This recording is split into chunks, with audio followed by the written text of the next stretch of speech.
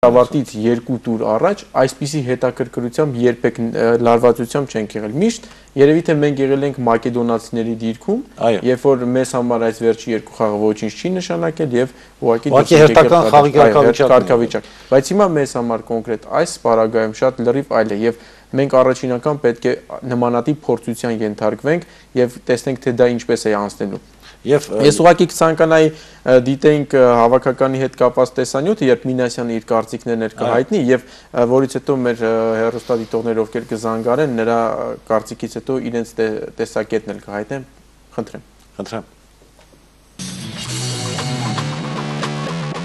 Վարդան Մինասյանի գլխավորած Հայաստանի ազգային հավաքականը երկուշաբթի օրվանից հանգրվանեց ֆուտբոլի ակադեմիայում եւ սկսեց ծրագրային նախապատրաստումը Մակեդոնիայի եւ Իռլանդիայի հավաքականների դեմ խաղի։ Առաջին մարզումը միակն էր, որին կարող էին հետևել բոլոր լրագրողները, բայց այս մարզմանը բացակայում են Մետալուրգի եւ Շախտյորի մեր լեգիոներականները, ինչպես նաեւ Բերեզովսկին եւ Սարկիսովը։ Առաջին մարզումն անցավ նորմալ։ Հրավիրվածներից առանձնանում էին պաշտպանները։ Նրանք ջանասիրաբար աշխատում էին, բայց այսօր արդեն Մինասյանը հնչեցրեց կարևորագույն հարցը՝ պաշտպանությունում խնդիրներ ունենք։ Հրայր Մկոյանը այդ կազմից կբացակայի, դեղին քարտ ունի, ու մինչև հիմա դեռ չէ բարձ չի Ռոբերտ Արզումանյանի մասնակցությունը, բայց այս բանին կարող եմ ասել, որ 90%-ով ինքը չի կարող խաղալ։ 3 խաղացող մենք Ալեքսանյան, Յուսպաշյան, Հարոյան, այդ 3-ից 2-ը կխաղան։ Խնդիրները խնդիր, բայց միևնույն է խաղալու ենք։ Մակեդոնիան մեր առաջին մրցակիցն է։ Ես միշտ նշել եմ իմ, ասենք, հարցազրույցներում, ինքը 8 խաղ ես նայել եմ իրան բոլոր խաղերը, ընտրական ինքը բոլոր խաղերում խաղով հաստատ չի պարտվել։ Նույնիսկ խաղերն եղել ինքը առավելություն անեցել մրցակցի նկատմամբ, ուղղակի ինչ-ինչ պատճառներով չի ստացվել։ Իսկ եթե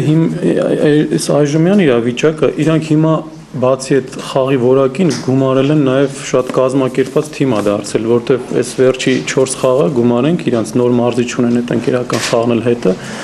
իրանք ավելի կազմակերպված ֆուտբոլ են խաղում ու հիմա ավելի լավ ֆուտբոլ են խաղում։ Ու ինձ թվում է վաղը իրանք ավելի ազատ կխաղան, որտեղ եթե իրանց վրա ճնշում չկա ինչ-որ արդյունքի կամ բանի, իրանք ավելի ազատ ու վստահ են խաղալու։ Դե տարբերություն կլինի բնական է որակի մեջ, որտեղ ինքը իհարկե լիդերն է այդ թիմի,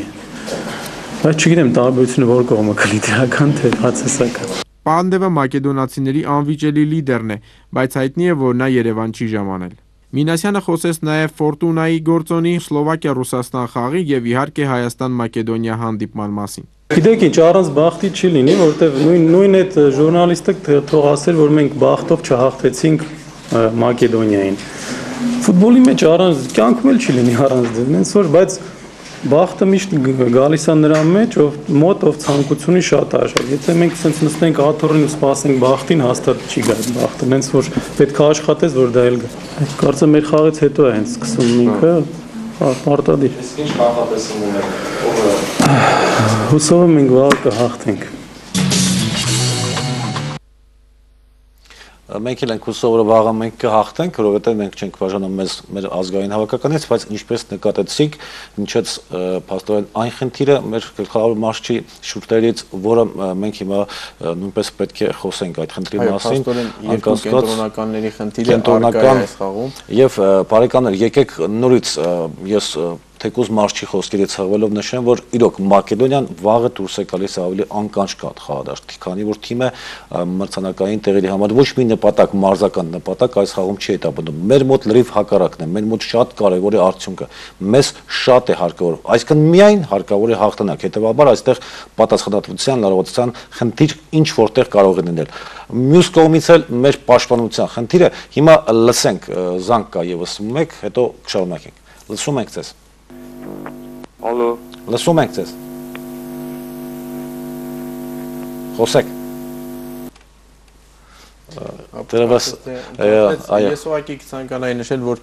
եթե օրինակ Մակեդոնիայի հավաքականում այսօր առաջատարի հարցակման գծի առաջատարի կորուստ կա Պանդևի, բայց ինչպես նշեց Մինասյանը, դա դեռ հարց է թե դրական կազդի, թե բացասական, քանի որ կան ֆուտբոլիստներ, որոնք կցանկանան այդտեղ բացը լրացնել եւ իրենց ցույց տալ, բայց մեր պարագայում հատկապես պաշտպանությունում է այդ բացը առաջացած եւ եթե ասենք անփորձ ֆուտբոլիստի կամ ոչ այնքան փորձառու որքան Արզումանյանը եւ Մկոյանը